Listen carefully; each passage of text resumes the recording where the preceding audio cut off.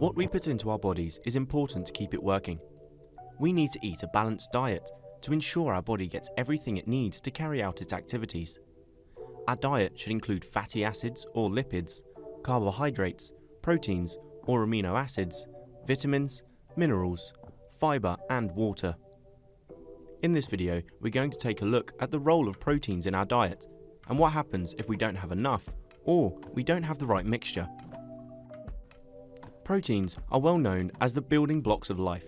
Every single cell in the body contains protein. Proteins are made up of amino acids and can be sourced from meat or fish, eggs, dairy products, and nuts, beans, pulses, and mushrooms, which is lucky for vegetarians.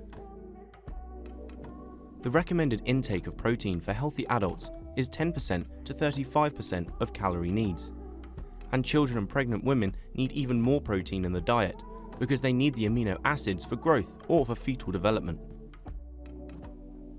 When these foods are digested, they are broken down into their amino acid building blocks, which are in turn used in the cells in our body to make new proteins that they need to carry out their work. The new proteins might be used for growth and repair, or for energy, or to create hormones, or for enzymes, or for transport, or for the antibodies to fight off infections. So proteins, with their amino acid building blocks, are extremely important for our bodies to function properly. Amino acids are essential or non-essential. The 9 essential amino acids are supplied in your food, whereas the 11 non-essential can be made up by your body from the essential amino acids. Our bodies then use these amino acid building blocks to make the proteins that we need. All of our cells are constantly producing proteins. To learn more about how proteins are made, watch this video. Protein from the diet is very important in producing the types of new proteins for all of the uses I mentioned earlier. But what happens if you're deficient in protein? Symptoms of protein deficiency include low energy levels, muscle, bone and joint pain, slow wound healing and low immunity. Did you know that you can eat enough calories a day but not take in enough protein? This means you're eating too many carbohydrates or fats. If a diet is severely protein deficient, a malnutrition condition called kwashiorkor can develop. The main sign of kwashiorkor is too much fluid in the body's tissues, which causes severe swelling under the skin, particularly in the gut. The swelling is also known as edema. Proteins help retain salt and water inside the blood vessels, rather than leaking out into the tissues.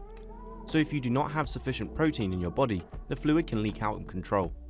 Other symptoms can also include a change of hair colour and hair loss, loss of muscle mass, increased risk of infection, and failure to grow.